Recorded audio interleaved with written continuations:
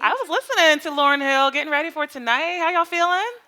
We got a few more panels. I mean, this conversation, I felt like I was sitting in like their girlfriend group chat, had all the nuggets, and really grounded us in such an important moment that we are in so many ways. So it was entirely powerful. We have another power panel of dynamic women coming to the stage to talk about and give us some insights into philanthropic leadership.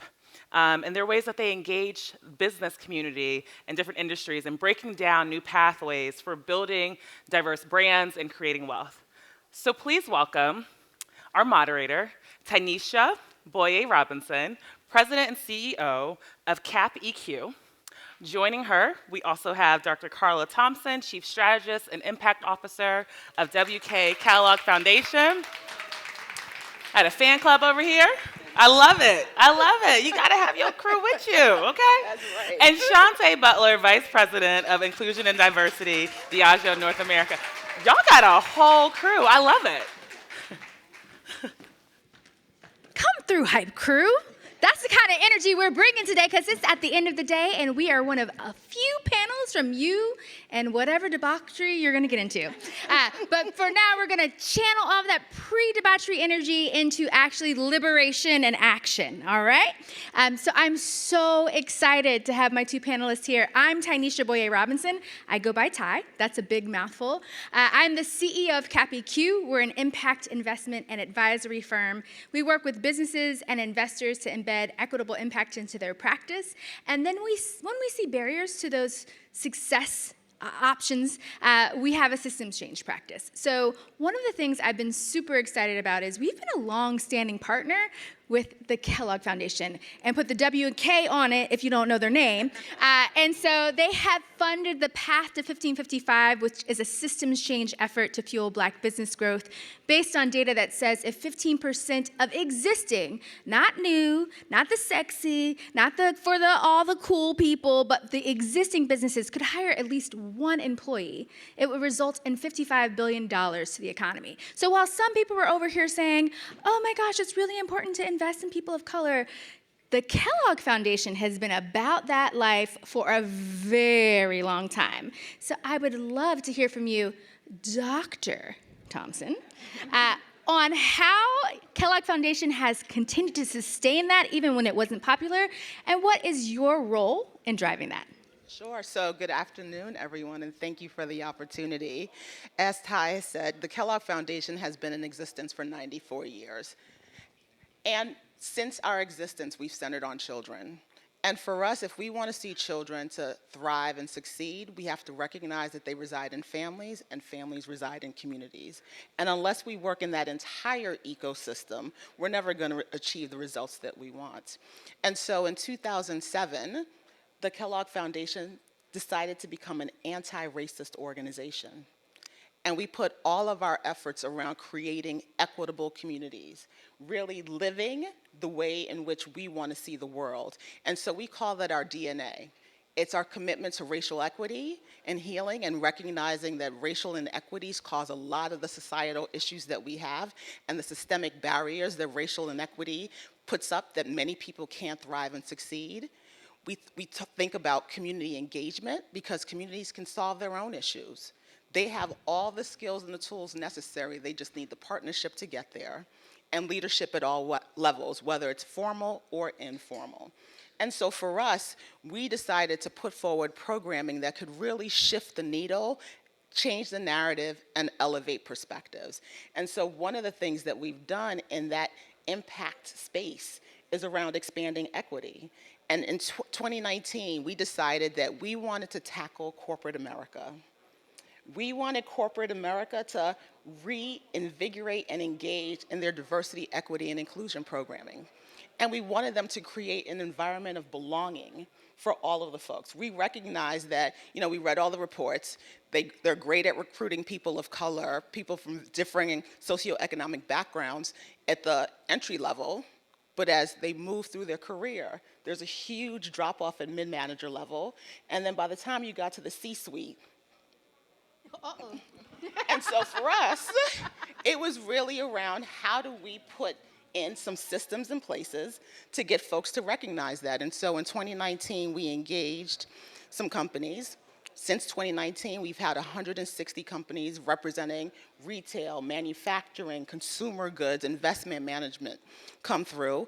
And our network now includes over 850 companies, all working on changing their DEI practices, actually putting systems and targets and impact goals in place to make that difference. And so for us, we walk the walk. And if you want to engage with the Kellogg Foundation, we expect you to walk the walk as well. She said pin them down, y'all. She said tackle. She didn't say like Cokes and Cokes. She said tackle. And 800, that's amazing. If you did not hear what she said, it was expanding equity. So for those of you who are in corporate, whether reluctantly or with resilience, I please encourage you to look up expanding equity. And we do have a waiting list, so the competition is fierce. Oh, there you go. There you go. Who said DEI was dead? So... based on this, so we've got the Kellogg Foundation's expanding equity, but now we have Diageo, Chante. And people say, oh, DEI, equity, that's not really good business sense. But your organization has been committed to it for a while. So I would love to hear you not only talk about your role and the way that you commit to equity, but why it makes great business sense for Diageo. Thank you. Again, thank you for having me, Ty. Thank you to the GVEF. I love what Carla was saying about equity, about intention, and impact over intention. So for Diageo, we're a global company, and as we focus on North America, we really champion DEI. It's part of what we do. We are a company that wants to ensure that our communities and our consumers are reflected in everything that we do. So that's from our employees, our talent pool, to our business partners, to the communities that we serve. So we do that in various ways. One of the biggest ways that we do that, and we are an anchor investor in Pronghorn, which is a standalone company that is really focused about changing the face of the industry within the alcohol beverage industry. So they are a company that we support in terms of providing access to their employees. They have a mentorship program. Some of those students come through our own mentorship program. We provide access to support. And it really just is a continuation of what we want to do and reflect as a corporation. And really ensure that we are part of the solve in terms of opening up access and opening up, ensuring that we have paths to equity as we build. Now, I know you said you've invested in Pronghorn. Would you mind sharing just a little bit more of the details about like how many businesses do you invest in? How does that ripple work with and even beyond Pronghorn? Because I know it's about how you make your money, how you spend your money, and how you invest in your people. Yeah, so as I said, we are an anchor investor in Pronghorn. Pronghorn in of itself has invested in 19 Black-owned brands. So really this piece of building entrepreneurs, building CEOs, building Black business leaders in the alcohol beverage industry is their mission and their purpose, and very actionable in achieving those goals and what they're doing. But for Diageo as a company, you know, we're investing in our own talent. We're investing in the communities that we serve through our Learning Skills for Life program, which is a program that teaches hospitality and job skills to those that are reentering society, women, veterans. And really, I think, from the previous conversation, this point of having access to information and equity, and how do we do that, one, with our own employees, but also in the communities that we live and that we're a part of. That's really part of our DEI mission as well. That is amazing. So a lot of times people think, oh, well, if I'm a beverage company, what else can I do? But what you're saying is by uplifting the very hospitality industry, you're actually embedding that change into the ecosystem you're working with. Yeah, and I think it's part of what they were saying earlier. We want people to see themselves in our mission, which is about celebrating life every day, everywhere, for everyone. So we want people that are part of the community to see that, consumers to see that, and also importantly, our employees to feel that as part of the mission too. That is amazing. I would love to hear what you're experiencing from Kellogg Foundation that either double clicks on what she says and says, amen, hallelujah, or expands. So, amen, hallelujah. We also, not only do we have the Expanding Equity Program where we're working with Fortune 500 companies around building their DEI practices, but we also have an impact investing portfolio. And the foundation put $100 million of its corpus into impact investing because we wanted to invest in folks who are underrepresented. And for us, it was really important around creating vehicles for access to capital so that young entrepreneurs, entrepreneurs who are living in rural areas, urban areas, people who had ideas but never really had the resources available to them to be able to participate in the market. And for us, it was around changing the narrative of who these entrepreneurs are, de-risking it. Not saying that we're lowering the bar, the standard of what you need to do to be investable, but recognizing that bias plays a huge part in who has access to capital. And so we wanted to make sure we created this vehicle that allowed for folks, men, women, people living in urban environments to have resources. And so with that $100 million investment, we've been investing in all sorts of business. We have Impact America Fund, which is really women-led, trying to build out an ecosystem for folks to be able to access capital. We have the Operator Collective, which is a bunch of operators who are coming together to figure out what needs to happen in order to be able to keep the pipeline of capital going. We provide technical assistance. We have networking events to expose folks to seeing what these great entrepreneurs are doing. And so for us, it was around living the talk and actually demonstrating how we can do this.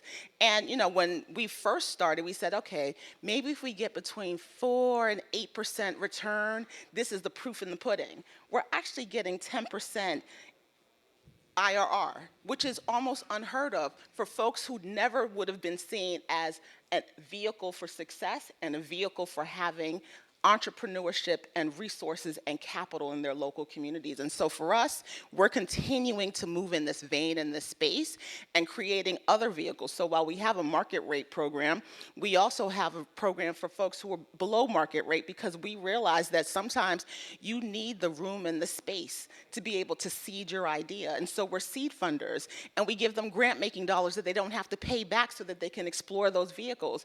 And for us, it's around bringing partnership and philanthropy in the corporate sector. Whoever wants to come, individually wealthy people, we'd like you to, come forward because we want to be able to invest in folks because those people invest in their communities, and we're leaving $20 trillion on the table when we don't invest in communities of color. Why would we do that? Yeah. And so that's what we do at the Kellogg Foundation. You better. If I could take off my shoe and still be professional, I would do it right now. I would love to just kind of sit for a second on what you said, because you said the both and. So people say, if I'm investing in things that are diverse, that is, if you're an investor, concessionary. It's concessionary returns. You just said I blew the roof off of all of that. And if communities have been starved of capital for centuries, some of y'all gonna have to have some concessions. Or reparations, or, okay, I'm sorry. Sorry, this video is being recorded and there are a million viewers. Okay, moving along. But I do want to kind of sit with you for a little bit on that, because in light of all of that, in light of what we heard from Ariane earlier, in light of what we heard from Congressman Jeffries, there has been a pushback on DEI work. So how are you continuing to invest intentionally in equity in light of all of the storms that are brewing? Well, for one, the loudest voice isn't always the right voice. And we know from the work that we've been doing, the companies that we've been working with, 90% of them said that they're doubling down on their efforts. Now, they may be shifting language a bit so that they don't get on the front of the paper. They may be, but their commitment to diversity, equity, inclusion, and belonging is even higher because they're seeing the return. They're recognizing that they have access to new ways of thinking, new ways of understanding, innovation that they never had before because they were diversifying who's at the table. And one of the things we always tell folks is that diversity is such a rich and rewarding experience. And when you don't have it, you're actually operating within a vacuum, and you'll never be able to break out of that loop. And so for us, because of the work that we've been doing with expanding equity, because of the work that we've been doing in impact investing, we have proof points over and over that the anti-DEI movement is actually a farce. It's just a lot of noise for people who are disgruntled, who don't want to make room at the table. And we say all the time, as Shirley Chisholm said, bring your own chair and sometimes create your own table. Yes.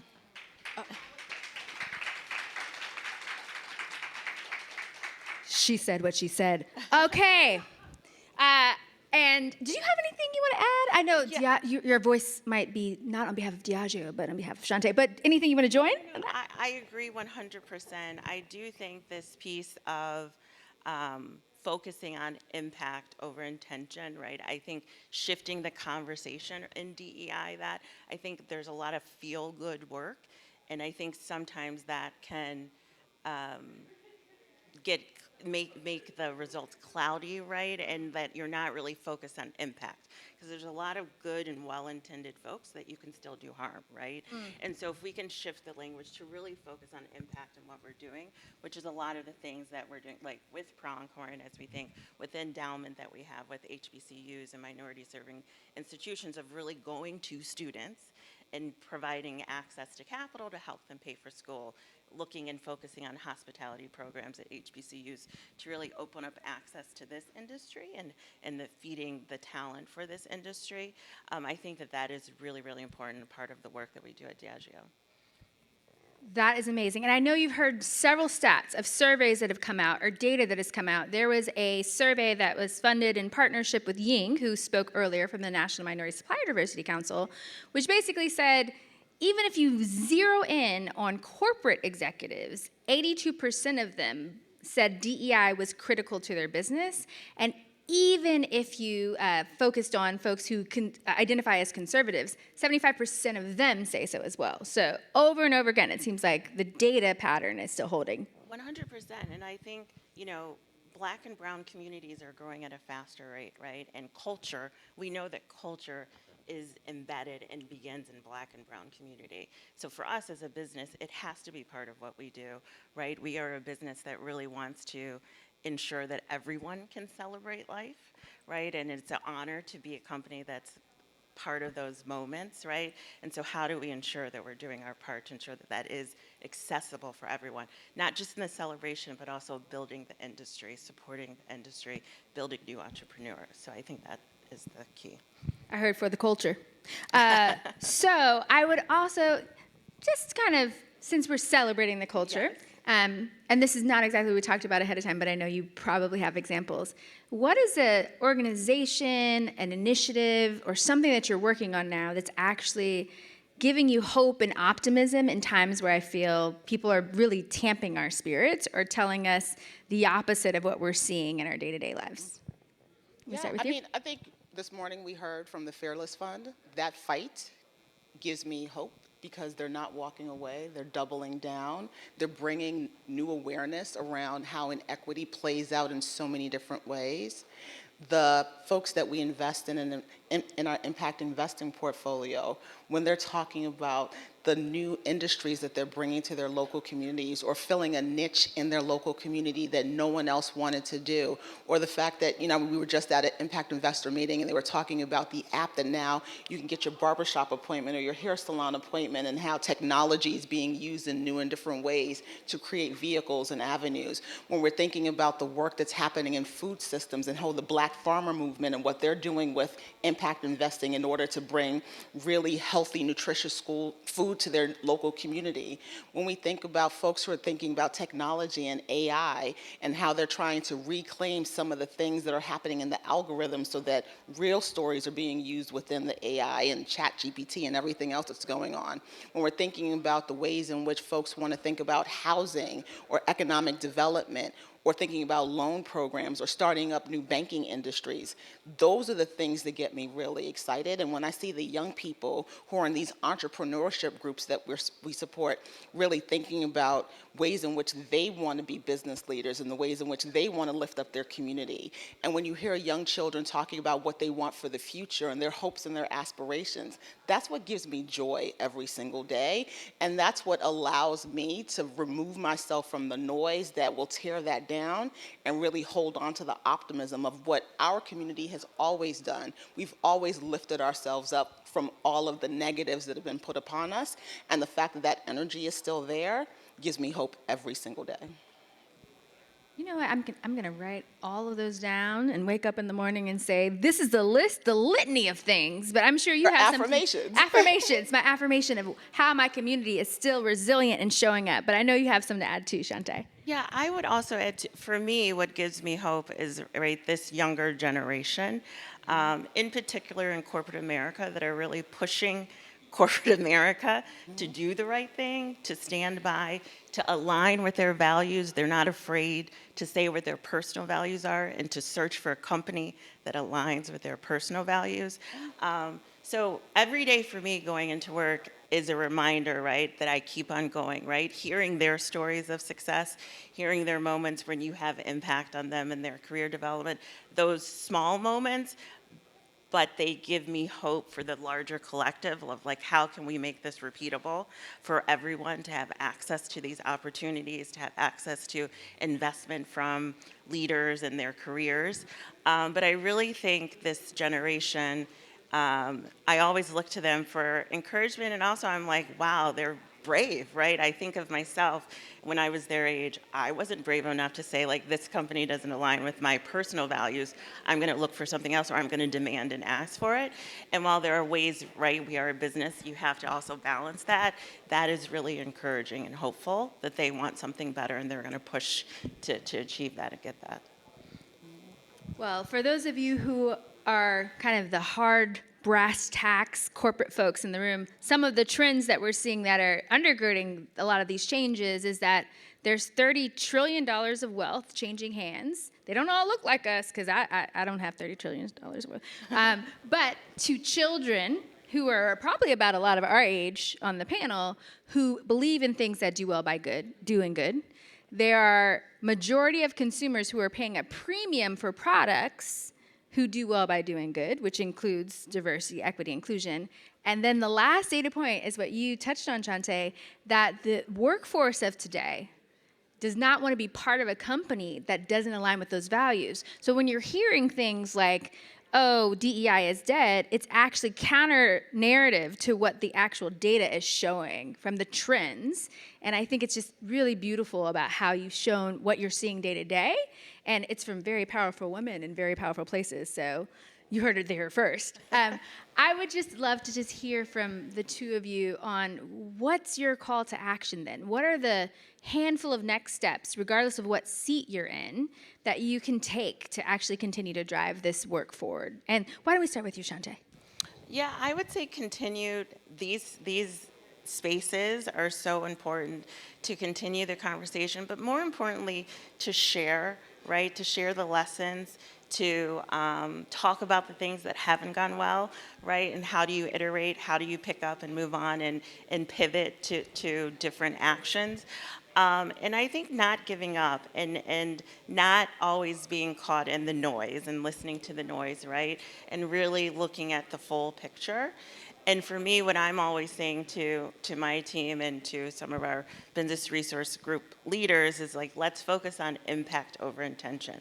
In particular in DEI work, we have to focus on the impact. What is the impact we're having on our employees? What is the impact we're having on communities? What is the impact we're having on our consumers? And if we can keep that at the forefront of what we're doing, that's a good place for us and a good start to keep on the momentum. Right. So you have to do your own work first before you can do the work to help others.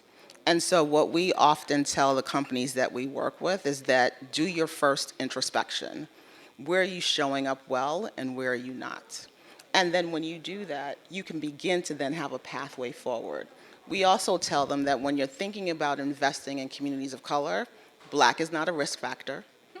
And so that's number one. Two, figure out what conscious and unconscious bias you have that's creating the barriers for you to have the sort of opportunity and the sort of network building and sort of influx of innovation. And then do your due diligence and keep working. figure out ways in which to elevate the folks that you're investing in so others can hear their stories and you can bring more to the table. Because that's what we need. We need the collective action of all of us in order to break through some of these systemic barriers. And so when I think about what I would want folks who want to invest in entrepreneurs to do is recognize that risk looks different in every community, but it's no different for Black people than it is for any other group. 100%. Investment is critical, both at the seed stage and later on. And exposing these groups and these entrepreneurs to networks is your number one responsibility towards leading to their impact and their success. Ooh, well, Alfonso started this morning saying it had to be an action conversation. So I would just sum all of this up for the things that we're telling our investors and businesses. You know, you have to meet people where they are and not where you want them to be. And so for some of you, even if you care a lot in your organizations, folks are using this as an excuse to dial back the work they were already doing. And so if you're in that situation, you have to hold the line. You have to hold the line. You have to protect your programs. You have to protect your work. You have to be very savvy about language. If your organization's committed, but they don't want to be attacked publicly, you have to join forces because this is a fight for economic freedom. This is not a fight for red and blue. It is a fight for the soul of our freedom and our economic society. And so in those instances, one coalition we've been part of building was the Freedom Economy, which is about supporting investors to continue to be bold. You can text Be Bold to 33777 if you want to fight for investors. And the last is some people have to be like these powerhouse women on the stage and lead the charge in spite of everything that's going on. And I am so grateful for both of you, your leadership, your power, and your poise. Thank you so much. Join me in thanking them. And thank you, Alfonso, and the Global Black Economic Forum.